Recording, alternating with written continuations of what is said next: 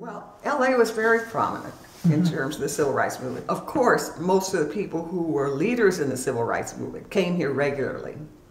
You know, Louis Lomax, going back to that, and obviously Dr. King came here often. Who was Louis Lomax? He was a writer.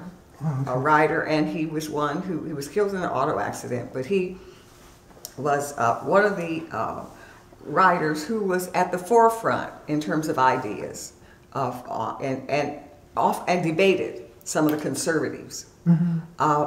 Also, of course, you know, Malcolm X came, and I really had an opportunity. I think I was very fortunate to have a chance to meet and talk to both of them. Dr. King, I talked to, of course, many, many times, and once to Malcolm X. He was not too friendly to women, and he wasn't friendly to women whose hair looked like mine or who had makeup on. But he was, but we still had a group, a small group. In those days, often people would come to someone's house and they would just sit down and talk.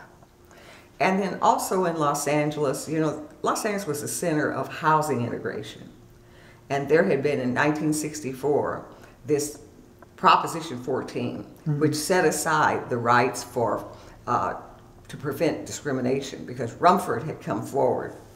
A senator in California, Rumford, had introduced a bill that provides you could not discriminate in rental or sale of housing to people. So it was a big movement, Proposition 14, to set aside that whole Rumford Civil Rights Bill. It was successful, but it was a terrible situation, and as a result, there was a lot of organization. And you know, I have to say, during those years, African American voters really turned out. Oh. They were very motivated, they had a great deal to lose, and you had high turnout.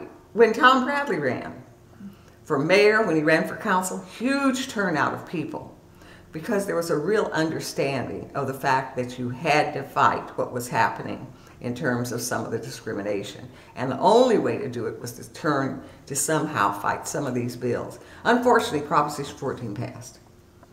But much later, Jess Unruh came along and had this under the Civil Rights Act, which gave right to not only public accommodations, but the real estate issues as well. I saw a little article, well, not an article, but an excerpt of that transcript, and you had your own battle with discrimination, trying to rent an apartment, right? Right. I tried to rent an apartment in Sacramento. They rented it to me. I did it on the phone. They rented it to me.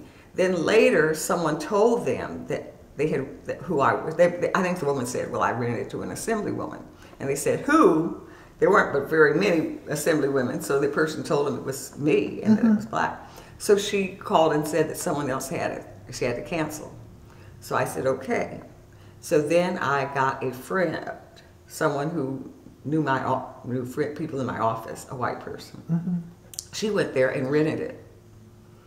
As a result, I did have that lawsuit. So you went back to something you learned from your mother. Yes, that's right. That's right. That's interesting. And I was successful in that lawsuit. And I moved in just to spite them. Just because? Right. Just to show them. For only that reason? Did you stay any amount of time, or did you? I stayed, really, I stayed probably almost a year, 6 months, or at least over 6 months.